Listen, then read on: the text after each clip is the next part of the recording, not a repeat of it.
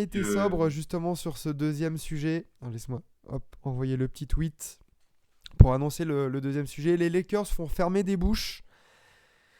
Et par fermer des bouches, on ne parle pas des spécialistes NBA ou des suiveurs NBA, mais aussi les bouches des Grizzlies qui ne dansent plus sur TikTok et qui skippent maintenant les conférences de presse. Oui, parce que Ja Morant a dit non, le gars, c'est bon, moi je suis bon. Et Dylan Brooks, il a fait en fait, non, moi je préfère parler sur LeBron dans les vestiaires plutôt que d'assumer mes responsabilités en fait. Et on rappelle bien sûr qu'ils sont fine in the West. Ah bah oui, il y a que les Celtics Pas pour si les fan que arrêter. ça. Hein. Il y a que les Celtics. Ouais. Ça ne TikTok plus Aïe, aïe, exactement aïe. les clowns du Tennessee. Alors, faisons Mais le karma, les il est choses dans le bon incroyable. ordre. Rendons à César ce qui appartient à César. Bravo les Lakers, tout de même, qui mènent 3-1 dans cette série contre le deuxième de la conférence Ouest. Un bon match des Lakers, même s'il y a eu une certaine maladresse, on dirait. Du côté des deux équipes, hein, 27% à 3 points du côté des Lakers, 21% du côté de Memphis, 43% au tir global pour les Lakers. On n'est même pas sur un énorme pourcentage, un énorme volume de tir, parce que bon, bah voilà, c'est somme toute assez correct. Mais on a eu un grand LeBron James dans le Money Time, voilà, comme dit Loris, n'en déplaise à Stephen Brun. Il nous fait un petit 22-20. Qui pour lui, le 22-27 en étant clutch dans le Money Time, ouais. Bof. C'est pas fou, quoi. Pas fou. Avec le N1 pour la gagne, pour refermer le couvercle. Mieux faire, Que dire sur ce match, messieurs? Je vous laisse commencer en quelques mots votre impression sur ce que vous avez vu sur ce match. Vas-y, Quentin, ouais. Moi, j'allais dire un peu guerre de tranchées sur certains moments, tu vois. Mm-hmm. Que les deux équipes défendent très très bien. Donc forcément, justement, on le voit avec les pourcentages aussi, 43% pour les Lakers, même pas 40% pour les Grizzlies. Sur toute la série, tu vois que ça défend bien. T'as Papi qui a fait un énorme match quand même, tu vois, genre les 20 rebonds, faut aller les prendre. AD, je sais pas trop quoi en penser, quoi. C'est comme le premier match, présent défensivement, Bah, offensivement. AD 12-11 en 41 minutes, on peut pas non plus dire que ça soit incroyable comme match. Hein. C'est même plutôt Non, décevant. non. Bah défensivement, Oui. il était bon comme d'hab. Puis en plus, il remet 4 contres et 2 interceptions, là, je vois. Il fait pas trop de fautes, mais offensivement, c'est trop léger offensivement. Ah non, c'est clair. On s'attendait en fait dans cette série à ce que Anthony Davis il soit présent offensivement pour poser des problèmes à Jaren Jackson Jr. Et en fait, on se rend compte de plus en plus que il est beaucoup plus impactant en défense qu'en attaque sur cette série. C'est ça. Et puis, tu sentais vraiment que ce match, celui qui le gagnait, ça allait tout changer. Tout le long du... Enfin, tu sens que c'était le match de la série qu'il fallait absolument prendre. Donc, non, les Lakers, ils ont encore une fois su se reposer sur leur franchise player qui est Austin Reeves, qui a su mettre ses points et puis prendre les bonnes décisions à chaque fois. Enfin, c'est incroyable comment ce gamin, chaque ballon, tu as l'impression qu'il va faire le truc parfait à chaque possession. Mais ouais, il y a eu beaucoup d'impact, beaucoup d'agressivité dans le match. Mais s'il y avait bien un match à prendre, je pense, sur cette série, c'était celui-là. D'un côté comme de l'autre. Il y a Là, Mathéo les qui est Lakers d'accord l'ont pris. en termes de jeu, il était pas dingue. Gaillard de la tranchée, c'est vrai que voilà, comme Diaz, après on a enchaîné la masterclass de Butler, le match des Lakers où c'était un peu plus voilà. Mais c'est vrai que alors t'as bien parlé d'Austin Reeves qui termine à 23 points, 4 rebonds, 6 passes, une interception à 7 sur 16 au tir. Moi, ce qui m'a impressionné dans le match de Austin Reeves, c'est que dans le Money Time, il est tellement serein. Il prend tout le temps les bonnes décisions dans tout ce qu'il fait. Quand il drive, même s'il y a du Desmond Bain, Jaren Jackson Jr. qui mettent les mains, il s'en fout. Il a le bon drive avec la planche et ça rentre pile. Il a des lancers en toute fin de match, en toute fin de prolongation. T'as l'impression que c'est Steph Curry. Il y a à peine une seconde d'hésitation où hop, il fait sa routine. Ficelle. C'est incroyable l'évolution de ce joueur en quelques mois. Vraiment, on en avait parlé. Je sais plus où est-ce qu'on en avait parlé. Mais la décision involontaire peut-être ou inconsciente de Rob Pelinka de laisser se développer Austin Reeves en en laissant partir Westbrook, en laissant partir Kendrick Nunn, etc., et de dire voilà, au cas où Austin Reeves, c'est toi le second ball handler de l'équipe, c'est une masterclass. L'autre, il se développe, mais laissez tomber, quoi. Il a Austin un autre Reeves, Ah, action. l'avenir est Hachimura, radieux côté Vanderbilt, Lakers. ouais. Hein. De quoi Mhm. Et ouais, Ouais. voilà, c'est Austin Reeves, Hachimura, Vanderbilt, D'Lo, comme nous dit Loris. Là, cette série, elle est estampillée trade deadline des Lakers.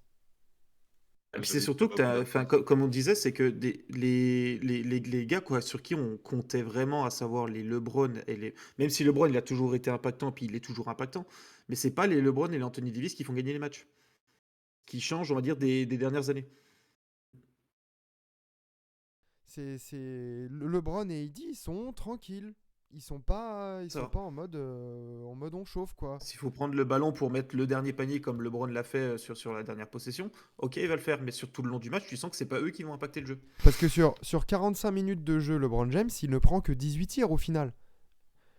Et encore, il chauffe dans le money time et tout, mais il est beaucoup plus dans la gestion et dans je fais confiance à mes partenaires. Et c'est pas pour rien que chez ces Lakers, là, tu as 6 joueurs à plus de 10 points.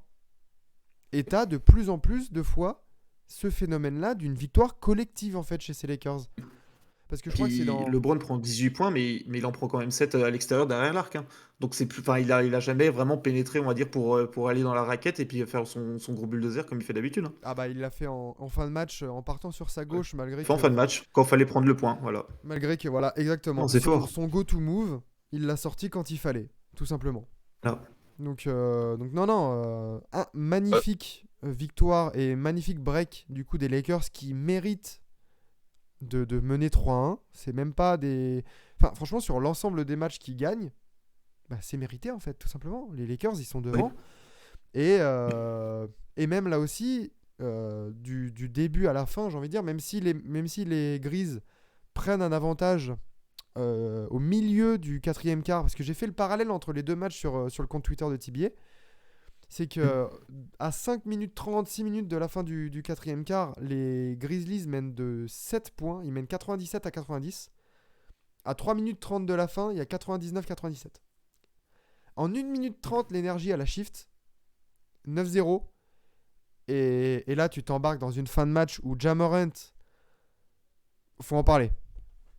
Ja Morant, s'il te plaît, je te regarde dans les yeux. Est-ce que tu peux arrêter de sauter n'importe où, n'importe comment?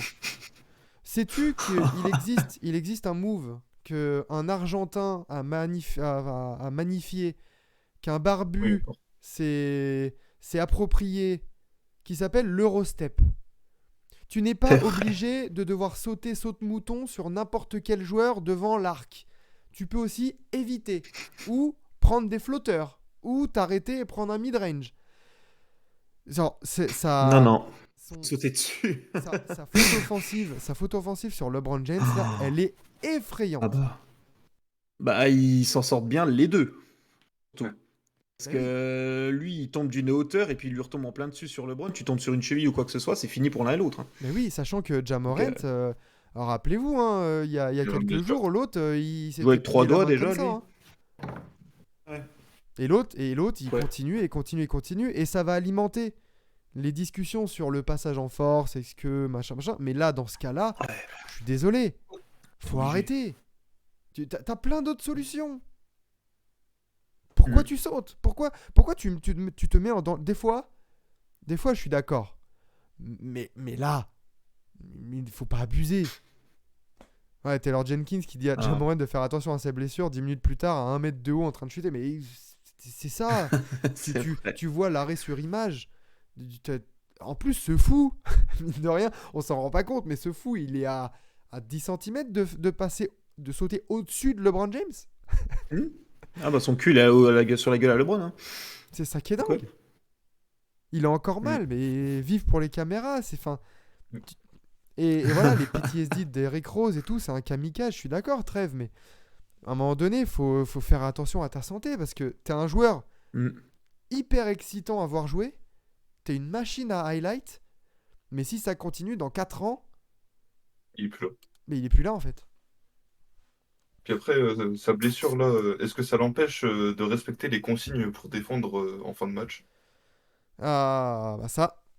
Parce que j'ai vu un petit Après, truc passer, Monsieur Desmond Banks qui avait une petite cartouche à Dylan Brooks et Ja Morant. j'ai pas vu ça. En gros, vous voyez le drive de LeBron à la fin pour l'égalité. Ouais. Bah, en gros juste avant, ils ont dit, ouais, il va passer par la droite. Donc, quand il passe par la droite, peut-être une petite prise à deux, ça peut être pas mal. Puis en gros, sur le terrain, il y a juste Ja et Dylan Brooks qui n'ont pas bougé. Oui, parce que Dylan Si, Brooks, il a si. dit que LeBron, il passait toujours à droite. Si, Dylan Brooks sur ce drive, alors ça, quand je l'ai vu en replay aussi, j'ai été mort de rire parce que monsieur dit LeBron James, he's old. Ouais, sur le drive de LeBron pour l'égalité, donc il est défendu Mais avant, par hein. Desmond Bain, il me semble, ou il me semble. Non, c'est Ouais, Xavier Tillman, pardon. ouais.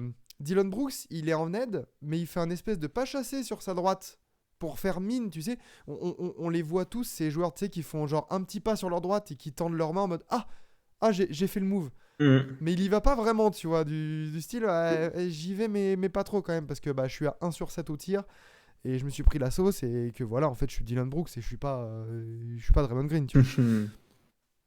Donc, Ça. donc oui, il y avait une petite aide, mais ça m'a fait rire parce que vraiment, c'est l'illustration parfaite de la série pour les Grizzlies. C'est Il beaucoup de aurait fait un blabla. demi-pas de plus, il aurait gêné LeBron, et puis vu comme il rentre difficilement son lay-up, il y a moyen que les Grizzlies ils gagnent avec ça, tu vois. Bien sûr, et puis t'es pas à l'abri qu'une petite mimine, là, hop, tu tapes le ballon, bim, Mhm. ça rebondit sur les jambes, sortie de balle. C'est là qu'on voit les très très bons défenseurs, justement. Les joueurs juste intelligents. Mais voilà. Ce qu'ils Bon, ne je sont suis pas. Et ce que je dis, c'est que là, ce match et cette fin de match et toute cette série, elle illustre à merveille ces Grizzlies qui ont passé de temps à parler qu'à jouer. Parce que là, si Ah t'as oui. pas un super match de Desmond Bain, je l'ai vu dans le chat tout à l'heure, excellent match de Desmond Bain, 36 points, euh, t'es pas du tout dans le Après une coup. pilule. T'es pas du tout dans le coup. Ja Morant, Non. à chaque drive, c'était le même schéma. C'était j'essaie de driver, je saute et je gueule. Voilà, pour avoir la faute. Sauf que Coco, on est en playoff. L'arbitrage, il est pas pareil. Et des deux côtés. Mhm. Donc à un moment donné, voilà, faut aussi varier son jeu. Est-ce que là, Ja Morant, il a pas le syndrome un peu Trae Young du switch en Mhm. playoff et du switch de l'arbitrage où c'est un peu plus dur. Et du coup, varier son jeu, pour l'instant, c'est pas S'adapter, encore ouais. ça. Ouais. Ouais. Non, mais c'est, enfin, moi, ça me fait. Trash talk, c'est bien, mais t'assumes derrière. Un minimum. Puis en plus, là, Et là, le problème, c'est qu'il passe, enfin, là, il passe vraiment pour des ridicules parce que le c'est fait. ça braille dans tous les sens à les fins de match. Ça ne fait pas les conférences de presse comme tu dis derrière. Au bout d'un moment, mais les gars, mais redescendez puis jouez au basketball. Mais sauf qu'aujourd'hui, ils arrivent même plus à le faire, quoi. Donc, Bah, moi, ça me fait rire. c'est ça, comme disait Vlad, j'ai vu sur le compte Team Duncast sur Twitter. Là, les Grizzlies et leur comportement après la défaite et tout, ça fait vraiment tu sais, les petits qui sont derrière un écran. Et après, dans la vraie vie, tu sais, ils t'insultent derrière un écran, mais quand tu les vois dans la vraie vie, après, tu sais, ils te serrent la main, ils font ça va, et Mhm. tout, ça va, tranquille, tu vois. Mhm. Mais Ouais, après, voilà, plus, c'est des grandes gueules comme 3 quarts de gueule, 1 quart de queue, si je peux me permettre, tu vois. Non, mais bien sûr, c'est ça. C'est ça. C'est totalement ça. La différence entre Draymond Green et Dylan Brooks, c'est ça. C'est Draymond Green, Ah au oui. moins, il a pas peur, comme le dit Matteo, il aurait pas eu peur de faire une énorme faute sur le drive.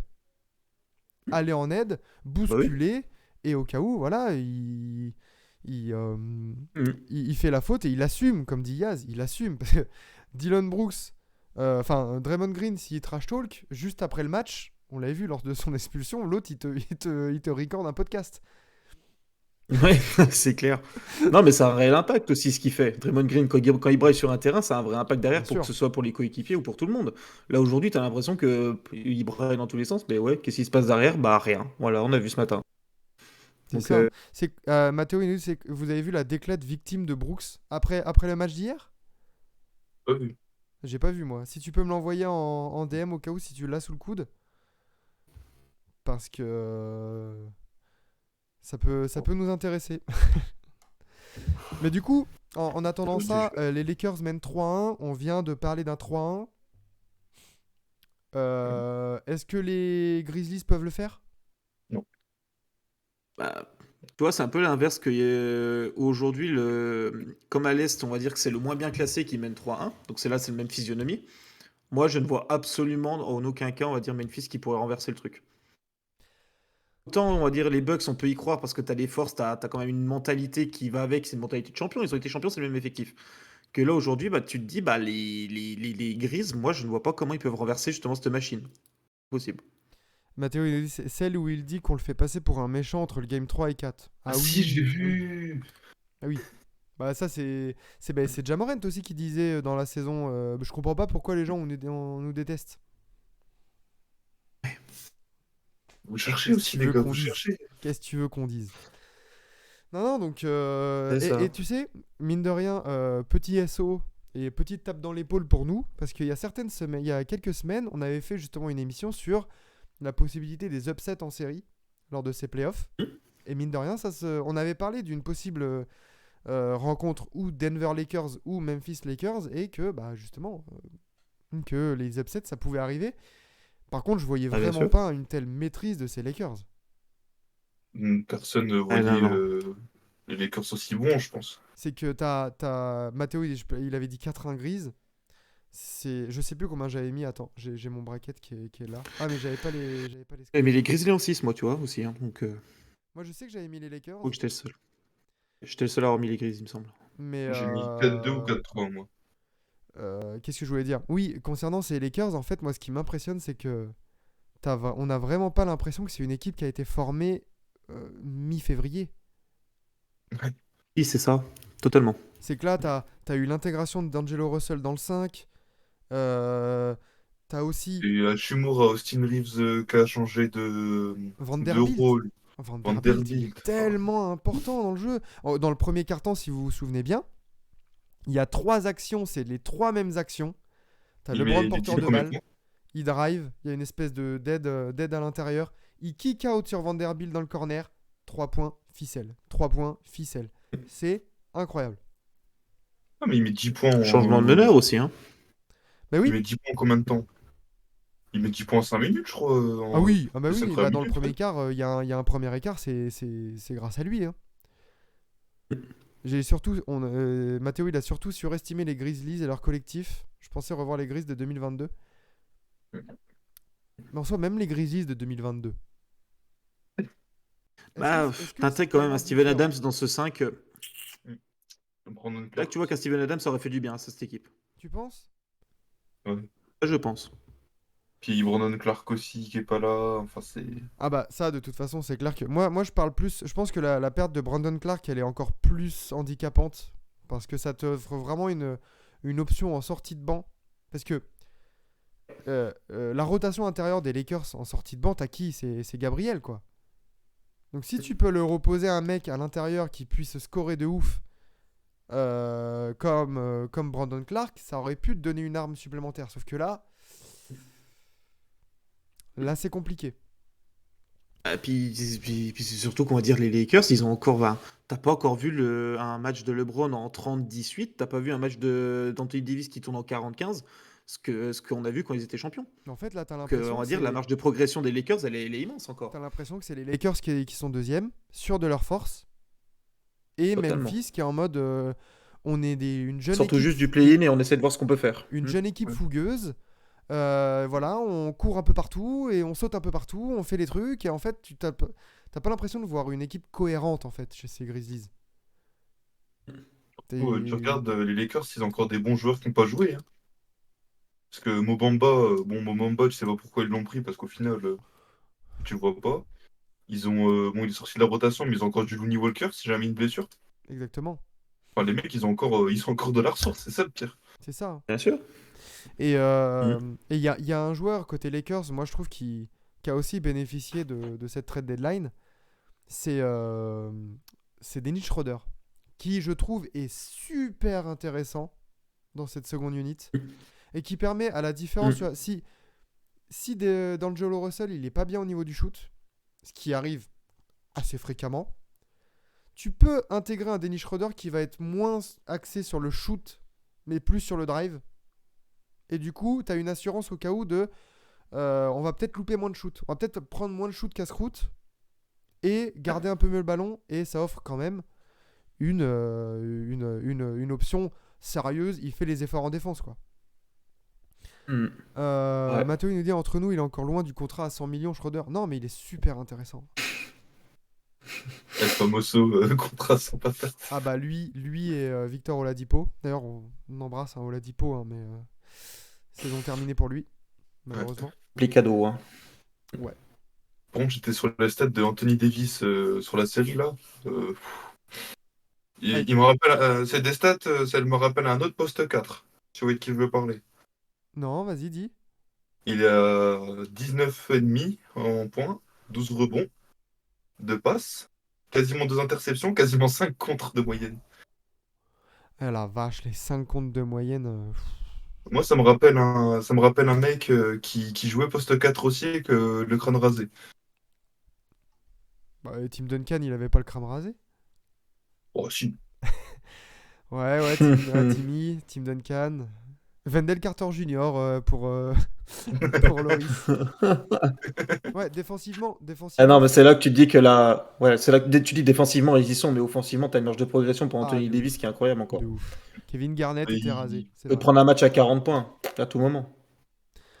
Non, Avec mais un c'est. Et attention à ces. De toute façon, est-ce que le finaliste NBA du côté de l'Ouest est dans la partie basse du tableau?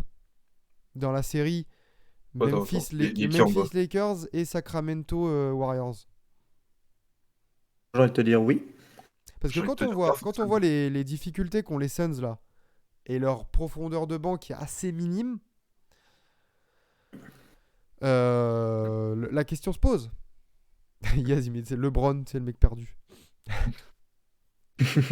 Non, mais la question se pose. Et franchement, ces Lakers là, ils impressionnent, ils font fermer des bouches et tu sais pas où est-ce qu'ils peuvent aller. Et puis moi c'est ça que je trouve encore une fois trop intéressant avec les playoffs, c'est que tu as quand même une saison régulière et des playoffs, tu vois les différences de niveau d'équipe, ils sont totalement rééquilibrés dès que tu attaques les premiers tours. Tu as une équipe qui peut être à l'abandon, passer le play-in, ric-rac, se qualifier en huitième et exploser le premier au classement qui a tout roulé sur toute la saison. C'est trop bien. Bah, c'est là où, ouais, c'est là aussi où on voit l'ajustement au sein des équipes. La capacité vraiment Justement, à et puis réfléchir et à dire ok, ça a marché, Ouais. ça a pas marché, qu'est-ce qu'on fait? Et après, c'est là où les mecs ils sont focus aussi. Il faut y aller, voilà. Et encore, comme on l'a dit, un mec comme LeBron, tu le sens qu'il est encore un peu en mode fin de régulière. Je fais tourner mon équipe. Et qu'il n'a pas eu encore non plus l'occasion de forcer en fait. Ils en ont pas eu besoin, les Ouais. Lakers. Bah, non, c'est ça. Moi, j'ai toujours dit, de toute façon, les playoffs, c'est un marathon et c'est une montée en puissance.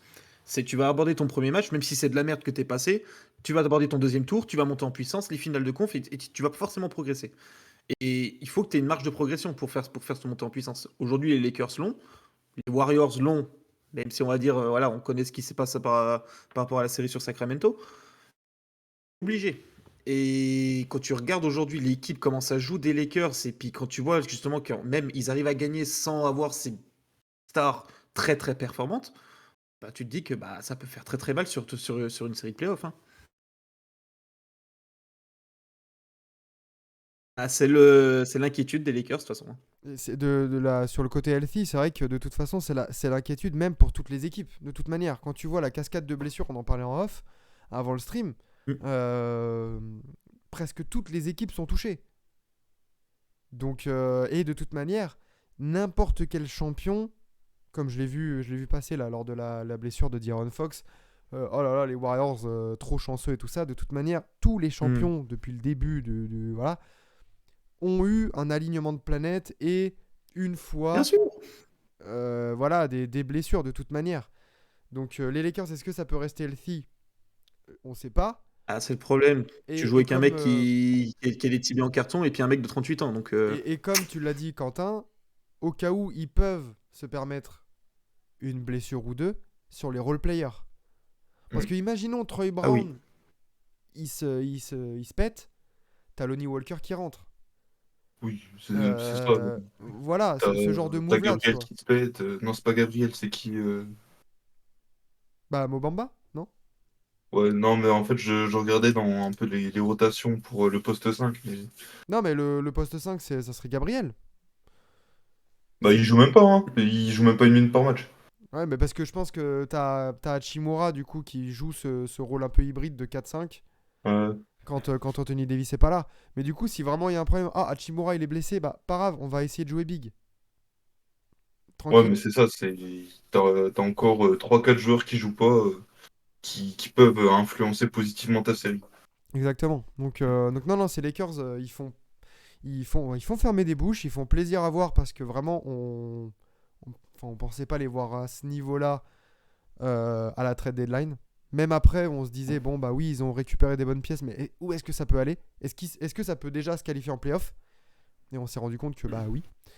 Donc non, non, c'est impressionnant. Et du coup, comme on l'a fait pour Milwaukee, Miami, pronostic, Game 5 déjà, de retour à Memphis. Est-ce que les Lakers finissent le travail? Est-ce que ça va en 6 aux Lakers? Quel est votre pronostic? Quentin, je t'écoute.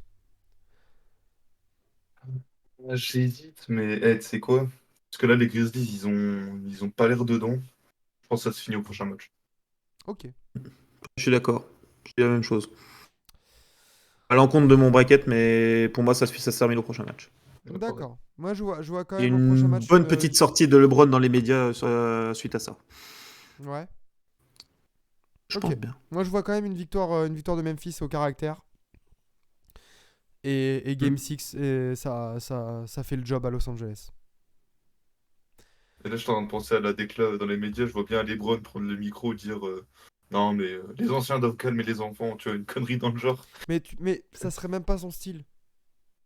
Non, mais tu vois, j'aimerais bien un petit truc comme ça. Tu vois, genre juste histoire de les. Tu vois, genre, tiens, on vient de te mettre 4-1 et tu sais, je te remets une Juste un derrière. bon regard bien lancé à la fin du match au coup de sifflet, tu vois. On va. Ok. Oui, au pire, ça va être ça, mais je pense qu'il y aura pas de déclat enfin, en conférence de presse ou un truc comme ça.